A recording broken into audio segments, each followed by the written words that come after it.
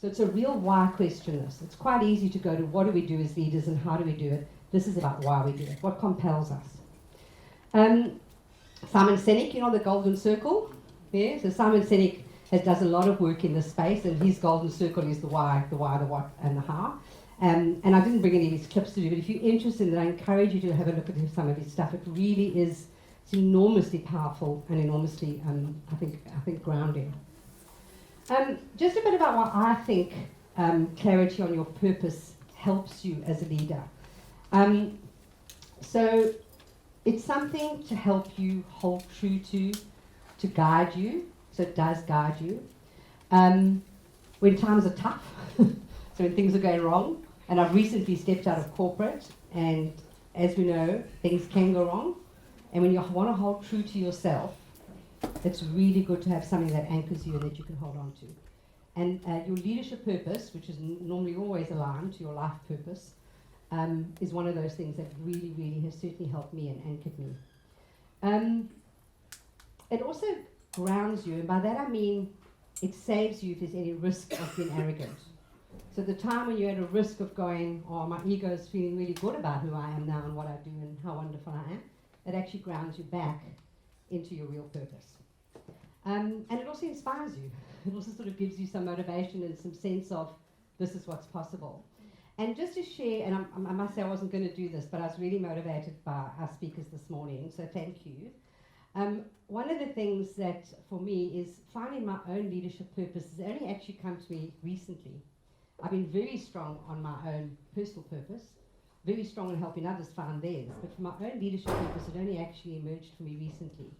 And emerged so strongly and so powerfully for me that I realized I couldn't stay where I was. Because who I wanted to be and what I believed in as a leader was not congruent with where I was. So it was that strong for me. And it was really, really interesting, that journey. And I was actually sitting with my journal now, and there was a quote that was in my journal, and again, wasn't planned. But it says, there can be no success or happiness if the things we believe in are different to the things we do. So the things we believe in, and purpose is a real belief, it's got a real deep meaning. And when what you do and what you believe in are not congruent, that's what I couldn't do. So it was a really, really powerful journey for me, and that's really what compelled me to put my hand up today and to say this is the topic that I'd like to speak on because I believe it has such power. So let's look at a few examples. Beck, who was in my team of always not allowed to answer the next two questions. She would have been through this before. All right, what's Disney's purpose, do you think? So let's just try an organizational one. Entertainment. Entertainment is what they do. Thank you. Why do they do it? To make money. To make money. Oh, I get that with every organizational purpose I facilitate. To bring happiness, spot on. To make people happy. That's their why. The what is the entertain? The return is lots of money.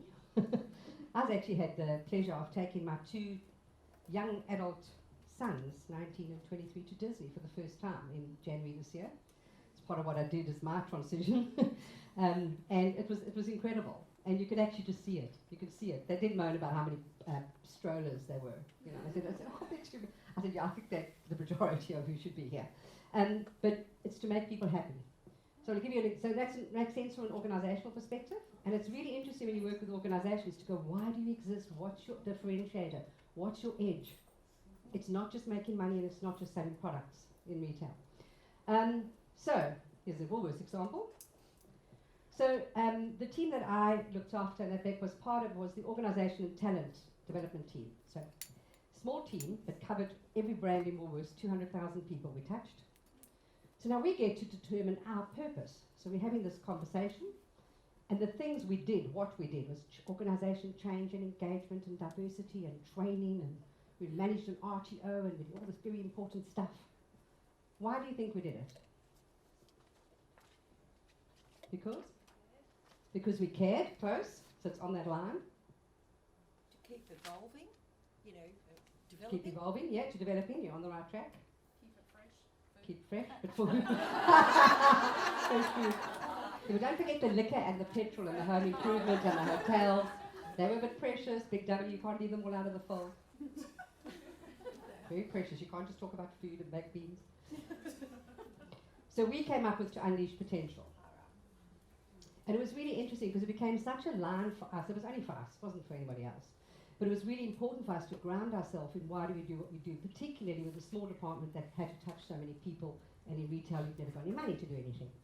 And it was interesting because people would, some of the team would walk past my office and I'd go, so, you know, what have you been up to today? Now they'd been just run a management or leadership training course. They didn't say, Cheryl, I just run the training course. They said, I've unleashed the most awesome potential today. But what it did is it gave the work meaning. That's what a purpose does. It gives work meaning. And it gives you, again, to go back to my point of being an anchor, it anchors what you do. It makes it important. Because in the corporate, with all that stuff you put up with, and we do put up with it, you know, because you're in that role, it grounds you back to, that's why I do what I do. That's why I do what I do. Okay, makes some sense from an organisation and a team perspective. Now, this is my perspective that I absolutely believe, so it is my bias, that every great leader I've come across has a real deep sense of purpose. I believe that, and I haven't actually met one that hasn't. So real, authentic, caring leaders have a deep sense of purpose. Whether they've articulated it or not, discovered it or not, they've got it. So just some examples, my favourites. Richard Branson's one of my favourites. I was on LinkedIn with Richard Branson. And I believe he genuinely believes this, that if you aren't making a difference in other people's lives, you shouldn't be in business. Did anyone see him recently on one of the TV Good Morning shows this week? Yeah? And he came out because he was autistic? Dyslexic. And he was speaking up and had joined sort of a mother with her daughter that was talking up for changing education in Australia and how he could support it and relate to it. And he brought his whole story out, and he really thinks that makes a difference. Sheryl Sandberg, has anyone read her book? Yep. Lean In? Yeah? Wonderful book. But she's also a wonderful chief operating officer. She helped turn Facebook's financials around. She's not just a woman that wrote a book. She's got an incredible story of success. But she genuinely believes, it goes a little bit to what Jay was saying this morning, there would be no female leaders, there would just be leaders. And she really encourages women to step out. A deep sense of purpose about what's important to her. Can't get away as a South African without Nelson Mandela. Very, very powerful. His sense of purpose and what sustained him through all his years in jail and being able to come out and create what him and Desmond Tutu called the Rainbow Nation. Has anyone seen the movie Invictus? I'm a bit of a rugby union fan, so yeah, I think. So Invictus, if you get a chance, Invictus is the most beautiful story about what he did with South African rugby, but it's not about South African rugby. It's about how he used rugby as a symbol of unification in South Africa and what was possible. Because he actually genuinely believed it. That team would not have won. There's absolutely no way they would have run the World Cup in '95 without him. But his deep sense of purpose is what gave them hope, and they did it. Quite incredible. I love the All Blacks as well, I think. Maya, do you know Maya? She passed away, I think, this year? Last year? So she passed away not so long ago. As a poet and as a political activist, I think she's absolutely incredible. Her work and her poetry is beautiful. But what I hadn't actually realized is that she won the 2011 Presidential Medal for Freedom from President Obama for the work that she had done. And she started life in real poverty, in real deprivation, and with a very deep sense of purpose of what was important as a leader, really, really stepped up. Jane Goodall, do you know her? Yes. Yeah? There was actually a bit of coverage about her just recently, and the work that she's done. I mean, she's a scientist and she's won all kinds of awards, but her work is mainly the work that she's done with the chimpanzees and has changed. Can you see in the picture what the chimpanzees do? The chimp's holding her top up. And evidently when this picture came out, nobody could believe that it was possible with chimpanzees. She dedicated her life to the research. But again, a very, very deep sense of purpose of what was important to her. Okay, so just some examples. Again, my bias on people that I think are great leaders, inspirational leaders. that they have a deep sense of what's important to them and of their purpose. Okay, so now it's time to get you working. Enough of me. I might tell you what these are for later. Yay, smarties. All right, can you grab yourself a thinking partner? So you find someone to work with. You think?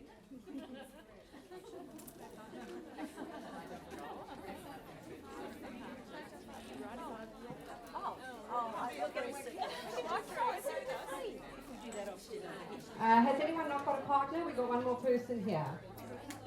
There we go.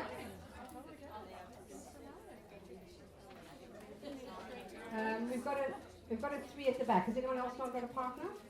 We were. Okay, try and find twos that really work really well. Is anyone still not got a partner? Joe, will you have a partner? Will you have a partner? No? Okay. I'll go with you. Okay? All right, so these are the guidelines. Really, really hard, I find, for a lot of us women. Now, I'm labeling and stereotyping, but I personally find it hard in my experiences. We often find it quite hard. So hopefully not this week. So this is about giving your attention to the other person, just listening respectfully. It's about creating a space where you can both think. Yeah, that's all it is. You're going to start the conversation, ask the question. I'm going to give you 3 minutes to talk before I say a word. I'm not going to say anything. I'm just going to be there for you. I'm just going to listen. Yeah, that's all it is. You're just going to listen and be there. If the person finishes speaking, because you'll think 3 minutes is not long. It's quite long when no one's interrupting you. Yeah? And no one's interrupting you. You're simply going to go, and what more? And what more? And there will be more. Now, it doesn't mean you have to go like this for 3 minutes. You don't have to do that. Just chill. Just be there. Just create a thinking space. That's all it is. You're creating a thinking space for someone else. You're giving them respectful attention. It helps people think. You good? Don't be like me the first time I did it. All I could think of is when would they stop talking so I could make my point. Because I had the answer. So just hold it. Because that means you're not really creating a thinking environment, you're just waiting for a chance to talk. Forget your answer to start with, okay? So the question, and the thinking partner work comes from Nancy Clown's work, Time to Think, which I love. And the question is just for you to, so it's just a reflection question. What's important to me as a leader? What do I want to hold true to? It's not the purpose question yet, we'll get to that next. So this first question, just to sort of get you going, is what's important to me as a leader and what do I want to hold true to? Okay, go. I want to time you and then I want to tell you to swap. Just a quick reflection, how did you find doing that? How did you find listening first? Good? Good? Speaking without being interrupted? I think that's Refreshing? Good? I know some of us have had more practice than others, and in coaching one practices quite a lot. But it's something when one becomes conscious of, it actually becomes, I think, very powerful. Not physically, not talking while someone's talking to you, but just not interrupting and just being there for them. Because often people just want a space. They just want a space to think. All right, so got you in a bit of a flow in terms of what's important for you for leadership. Okay, so the bigger question now to build on.